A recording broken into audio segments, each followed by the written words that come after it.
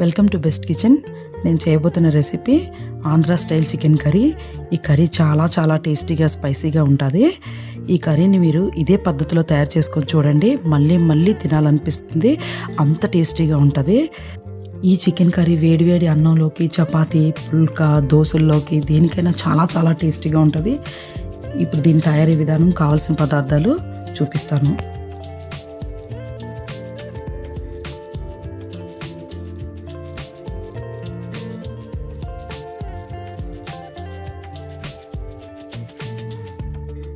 ఇప్పుడు నేను 1/2 kg chicken తీసుకున్నాను. కాస్త పెద్ద సైజులో కట్ చేయించాలి. ఇందులో ముందుగా మ్యారినేషన్ ప్రాసెస్కి కావాల్సినంత ఉప్పు, కారం,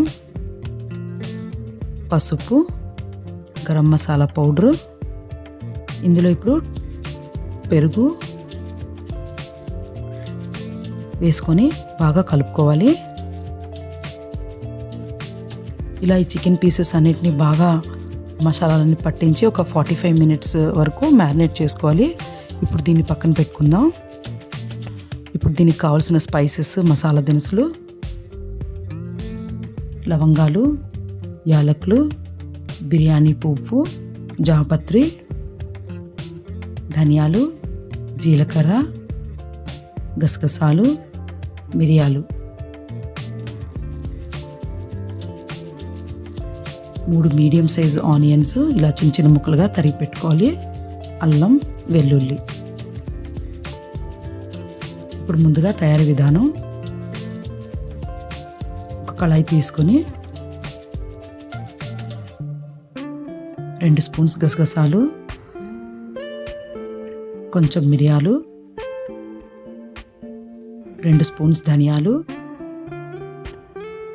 జీలకర్ర వేసుకొని దీన్ని డ్రై రోస్ట్ చేసుకోవాలి.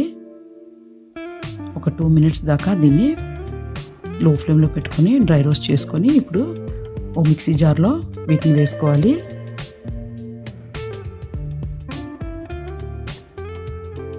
ఇందులో ఈ అల్లం, వెల్లుల్లి, కొంచెం అంత ఉల్లిపాయ ముక్కలు వేసుకొని దీన్ని మెత్తని పేస్ట్లా తయారు చేసుకోవాలి.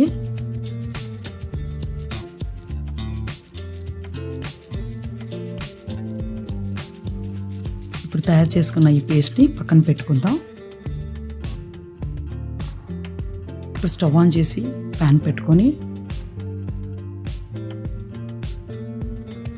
ఇది హీట్ అయ్యాక ఇప్పుడు కాస్త బటర్ వేసుకొని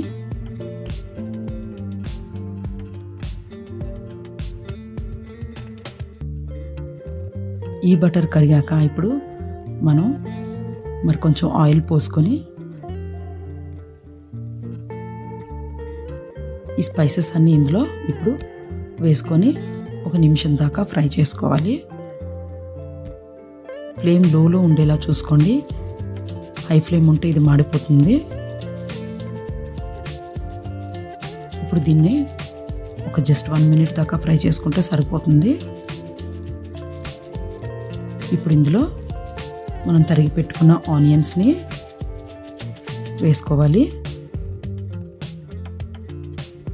ఇది కాస్త రంగు మారేంత వరకు దీన్ని 1 to 2 minutes దాకా ఫ్రై చేస్తే సరిపోతుంది.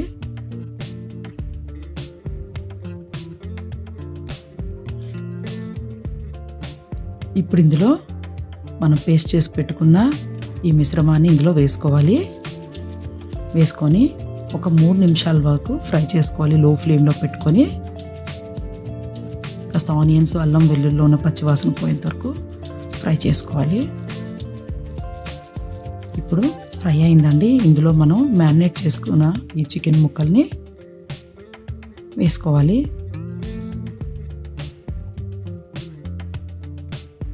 ఒకసారి కలుపుకుందాం.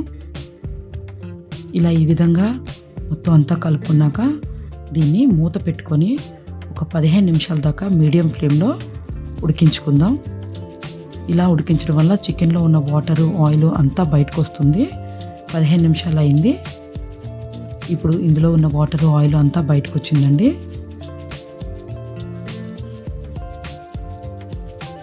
స్పైసీ కావాలనుకున్న వాళ్ళు మరి కొంచెం కారం వేసుకోవచ్చు.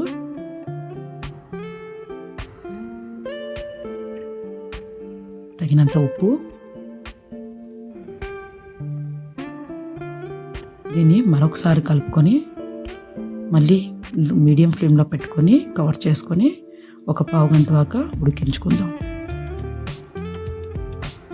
ఇప్పుడు ఇది కంప్లీట్గా కుక్ అయిందండి.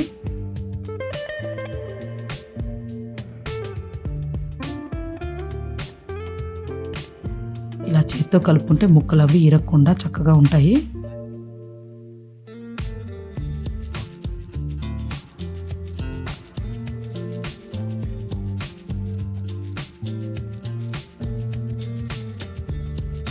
ఇప్పుడు ఫైనల్గా దీంట్లో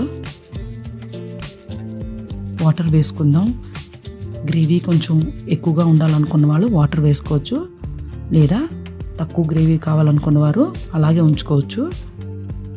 ఇప్పుడు దీన్ని వాటర్ వేసాం కాబట్టి కాసేపు మూత పెట్టుకొని ఒక 5 నిమిషాలు ఉడికించుకుంటే లోపల ఉన్నంత ఆయిల్ అంతా కూడా బయటకు వచ్చి కర్రీ చాలా స్పైసీగా రెడ్గా చాలా టేస్టీగా కనపడుతుంది. ఇప్పుడు కావాలనుకుంటే గరం మసాలా పౌడర్ మళ్ళీ యాడ్ చేసుకోవచ్చు.